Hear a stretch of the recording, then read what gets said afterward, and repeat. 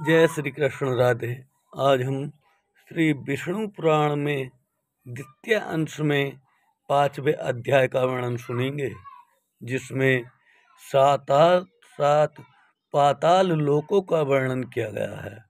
श्री पराशर जी बोले, हे द्विज, मैंने तुमसे यह पृथ्वी का विस्तार कहा, इसकी ऊंचाई भी 70 सहस्त्र योजन कही जाती है। हे मुनि सत्तम, अतल, वितल, नितल, गव्यस्तिमान, महातल, सुतल और पाताल, इन सातों में से प्रत्येक 10-10 सहस्त्र योजन की दूरी पर है। हे मैत्रेय, सुंदर महलों से सुशोभित वहाँ की भूमियाँ शुक्ल, कृष्ण, अरुण और पीत वर्ण की शर्करामयी, शैली और सुवर्णमयी है। हे महामुने, उनमें दानव, दैत्य, यक्ष और बड़े बड़े नाग आदि की सैकड़ों जातियां निवास करती हैं। एक बार नारद जी ने पाताल लोक से स्वर्ग में आकर वहां की निवासियों से कहा था कि पाताल तो स्वर्ग से भी अधिक सुंदर है, जहाँ नागगढ़ के आभूषणों में सुंदर प्रभायुक्त आहद कारणी शुभ्र मणियां जड़ी हुई है। उस पाताल को किसने समान कहे, जहाँ तहाँ दैत्य और दानवों की कन्याओं से सुशोभित पाताल लोक में किस मुक्त पुरुष की भी प्रीति न होगी। जहाँ दिन में सूर्य की किरण केवल प्रकाश ही करती है, घाम नहीं करती, तथा रात में चंद्रमा की किरणों से शीत नहीं होता, केवल चांदनी ही फैलती है। जहाँ भक्ष्य, भोज्य और महापानादि के भागों से आनंदित सर्पों तथा दानव आदि को समय जाता हुआ भी प्रतीत नहीं होता। जहाँ सुंदर वन, नदियाँ, रमणीय सरोवर और कमलों के वन हैं, जहाँ नर को किलों की सुमधुर कूक गूंजती है एवं आकाश मनोहारी है।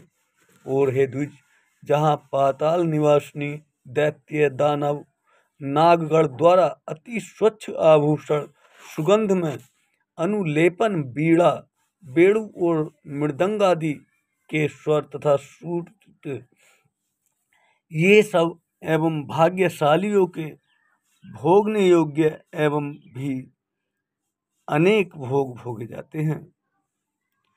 पातालों के नीचे विष्णु भगवान का शेष नामक जो तमोमय विग्रह है, उसके गुणों का दैत्य एवं दानवगण भी वर्णन नहीं कर सकते।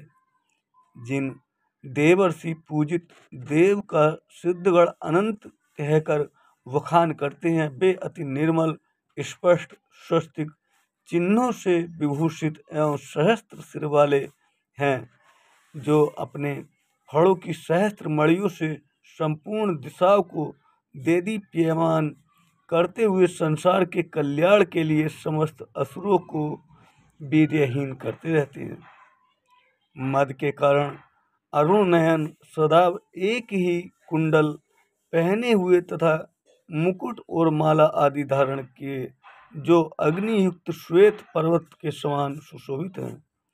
मद से उन्मत्त हुए जो नीलांबर और श्वेत हारों से सुशोभित होकर मेघमाला और गंगा प्रवाह से युक्त दूसरे कैलाश पर्वत के समान विराजमान हैं, जो अपने हाथों में हल और उत्तम मूसल धारण किए हैं, तथा जिनकी उपासना शोभा और वारुणी देवी स्वयं मूर्तिमती होकर करती है। कल्पांत में जिनके मुखों से विषाग्नि शिखा के समान देदीप्यमान संकर्षण नामक रुद्र निकलकर तीनों लोकों का भक्षण कर जाता है, वे समस्त देवगणों से वंदित शेष भगवान अशेष भूमंडल को कुटुंब मुकुटवत धारण किए हुए पाताल तल में विराजमान है। उनका बल, वीर्य, प्रभाव, स्वरूप और रूप देवताओं को भी नहीं जाना और कहा जा सकता है। जिनके फणों की मणियों की आभा से अरुण वर्ण हुई यह समस्त पृथ्वी फूलों की माला के समान रखी हुई है। उनके बलवीर्य का वर्णन भला कौन करेगा। जिस समय मदमत्त शयन शेष जी जमुहाई लेते हुए उस समय समुद्र और वन आदि के सहित यह संपूर्ण पृथ्वी चलायमान हो जाती है। इन गुणों का अंत गंधर्व, अप्सरा, सिद्ध, किन्नर, नाग और चारण आदि कोई भी नहीं पा सकते।